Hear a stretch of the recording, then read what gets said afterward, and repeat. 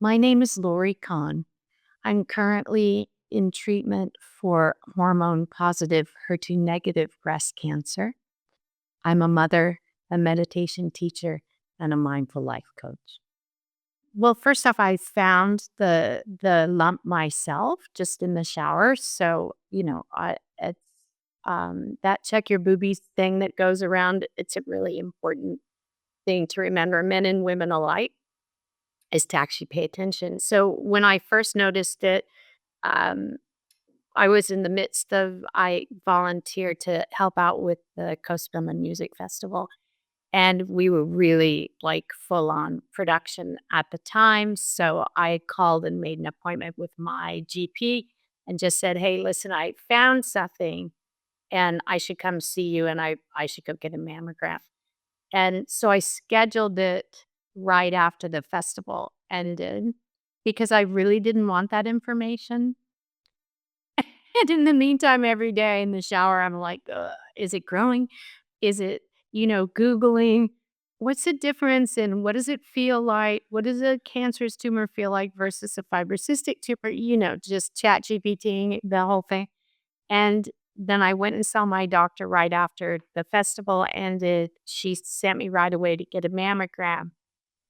And I was in the mammogram office, which obviously a man designed that machine and they've never updated it. Like, where are all the women medical engineers?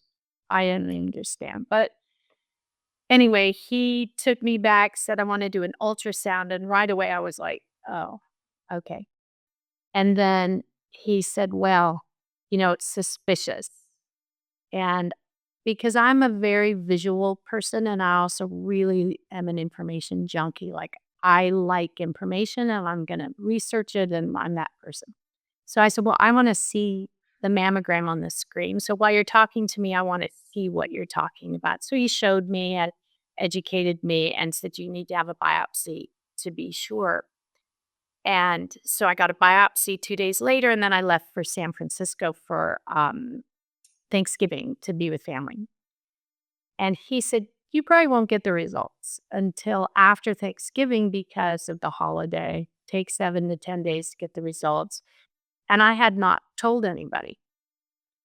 And I was just waiting, obviously. And the day after Thanksgiving with my family at my niece's house in San Francisco, making a pot of pozole with all the leftovers. And uh, I get this call and I see that it's Wrestling Center Memorial Care. I'm like, "Oh." So I told the kids, "Oh, I'm gonna run up to the rooftop deck and take this call. I need to take this call." So sure enough, I was on the phone for 45 minutes and he explained it. And you feel like a deer in headlights. Like you're just okay, but you don't know what all the details are gonna be, and you have no idea what you're headed into, like the storm that you're headed into. And he said, "We scheduled an appointment with the surgical oncologist for next Thursday. Are you gonna be back? And then you're having an MRI and blah, blah, blah." And I was like, "Okay, great." So obviously I had to go back in the house and I cried up there on the roof deck for a little bit. And then the kids just looked at me like, "What's going on?" Of course, and I told them, and then you're scaring everybody, and as a mother, you feel a sense of responsibility, even if they're adult children, for their emotions. So, anyway, then you're just on the bullet train and get back, MRI, just one appointment to the next, and then you have Christmas and New Year's coming up. So, these were all these delays in terms of scheduling surgery. And they also did genetic testing. My heritage is Ashkenazi Jew, you know, um, so they did the BRCA gene test, which luckily I'm BRCA gene negative, and they did 70 different markers on genetic testing. And that kind of delays your treatment plan because then they're not 100% sure of all the different treatments. Obviously, surgery was 100%. I went to New Mexico, saw my mom, who's 95, for Christmas and New Year's, and then had to manage her emotions around it and, of being a mother, even though she's 95 and I'm 65. Once you're a mom, it's just like it never changes, that interaction. So, came back and then I had surgery in January and I opted for a partial mastectomy, also known as a lumpectomy, uh, because by this time I knew I had to have chemo and radiation and uh, endocrine treatment, 5 years of that. And so to me, having a total mastectomy just seemed like making my life harder. And because I'd still have to have all those things. So I had the surgery end of January, and then I started chemo in March, end of March. So I had was developing or had an allergic reaction to one of the chemo drugs, but nobody knew it. So I had this little this little cough, this tiniest little dry cough, almost like you have feathers in your, throat and you're coughing. And second round, third round, it got progressively worse until I was just coughing all the time. And so the last round, I couldn't speak at all without coughing. Any breath that went through my vocal cords, I would go into these coughing jags. So I was just quiet because I didn't want to cough because I would cough so much that I was like sweating.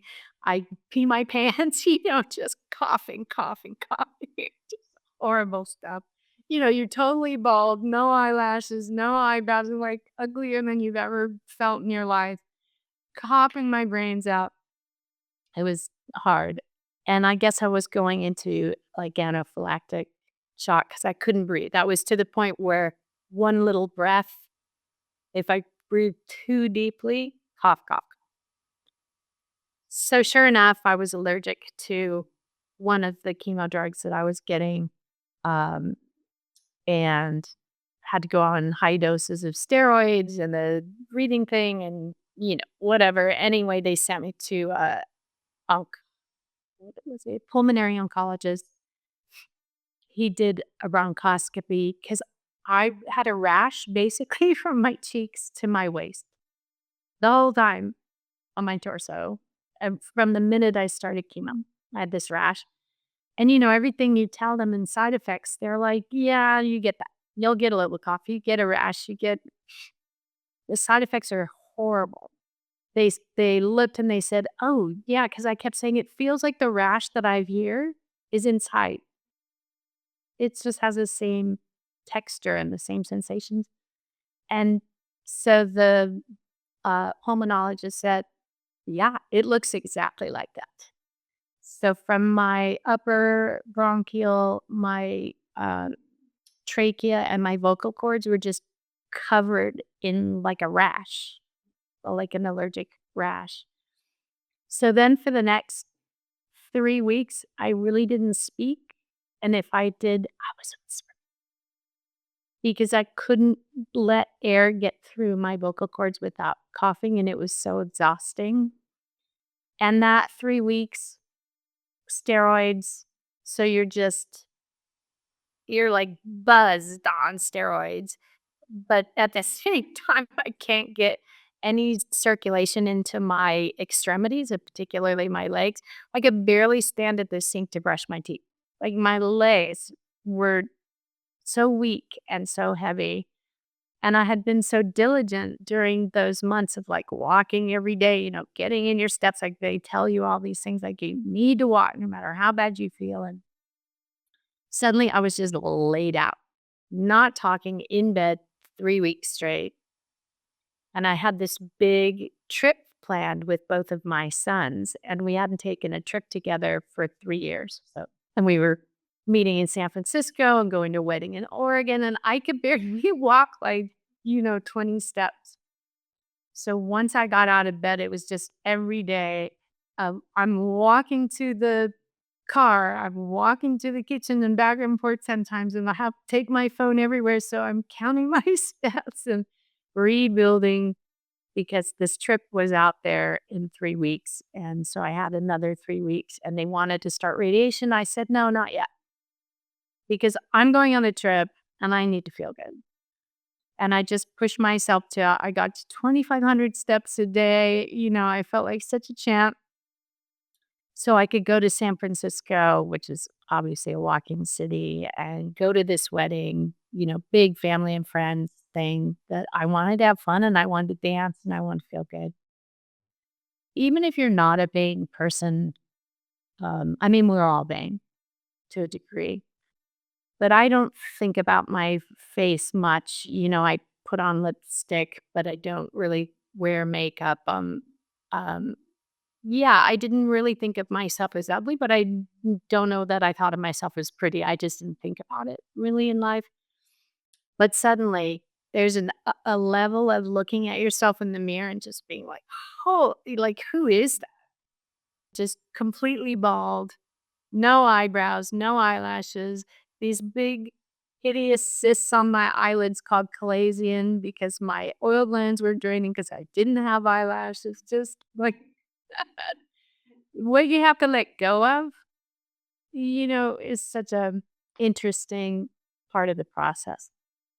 It's your identity and how you relate to yourself on a physical level, both obviously your breasts or the rest of your body, but really this representation of who we are and how we are seen in the world and how people react to you is so fascinating that, after I lost my hair, my son and I were in, this cafe in Laguna, and it was rainy, cats and dogs outside, and most of the tables are outside at this cafe, and there's only a handful of tables inside, so there's a lot of people waiting for tables, and we ordered, and I was sitting because I couldn't, just energetically, I needed to sit while we were waiting, and he was standing, he faced me and he kept saying, "Mom, don't make eye contact with don't look at anybody because everybody's looking at you and I can tell they're feeling terrible about wanting to give you even a chair and we're just because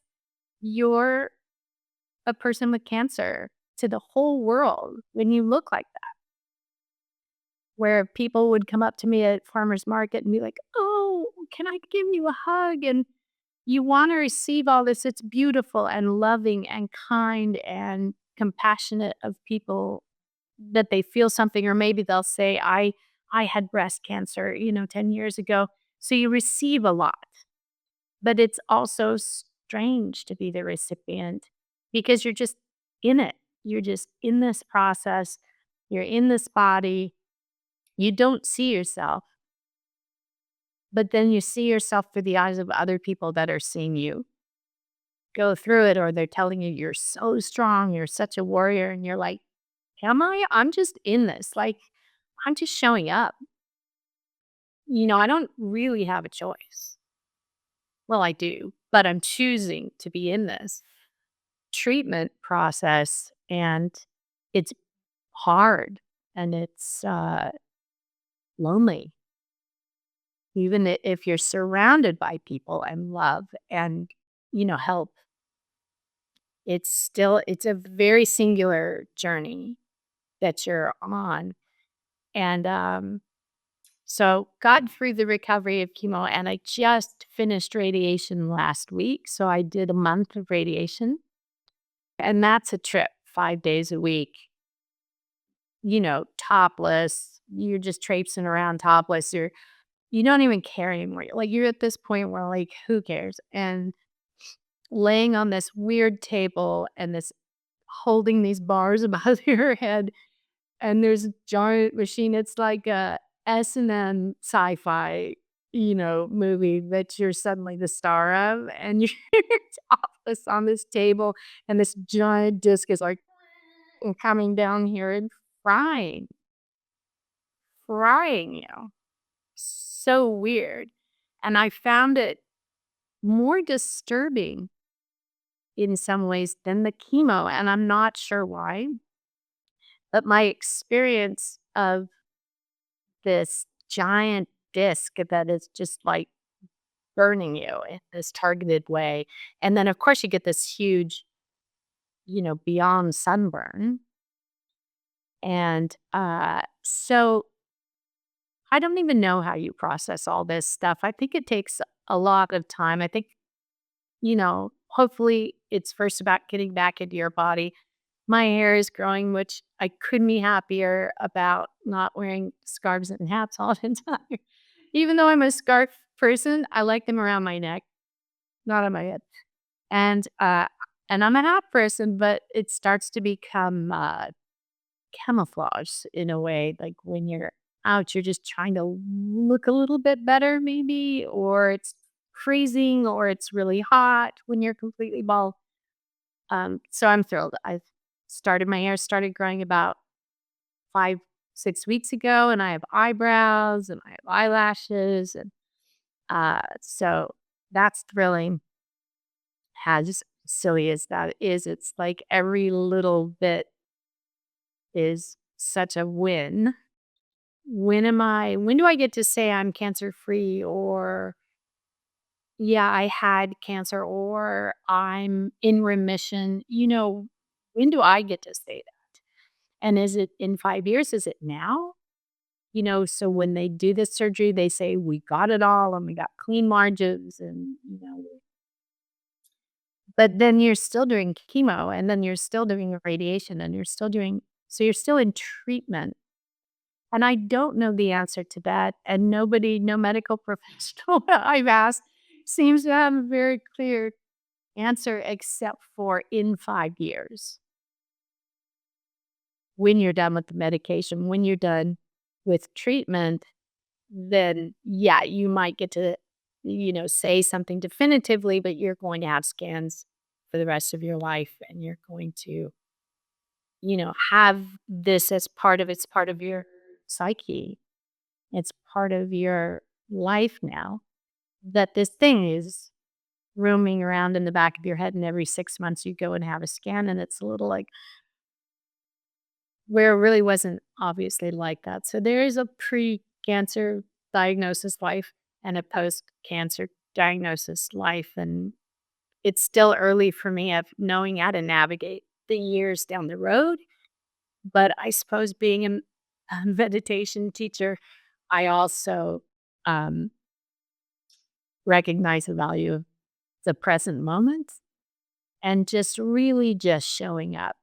And it's funny how that meditation practice of being present and having a cancer diagnosis forcing you into being present is such an interesting combination. Yeah, it's tough because you're trying to take care of yourself, and then I had somebody tell me who had breast cancer, good friend who had breast cancer 10 years ago, and she said, "This is the moment that you have to learn how to take care of yourself and put yourself first.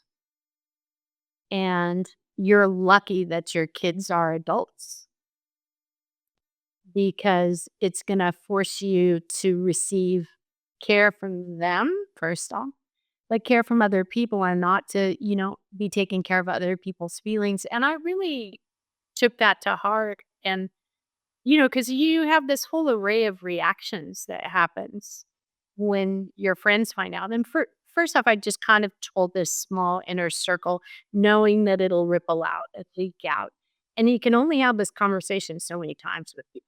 Like once you find out, and then it's positive, and then what kind is it, and then what's the treatment, you're telling your family about it. And it's a big story, and it's impacting everybody very emotionally. So you're kind of trying to figure out between just letting them out their emotions, but also managing them a little bit. That with my personality anyways, a very mothering sort of personality.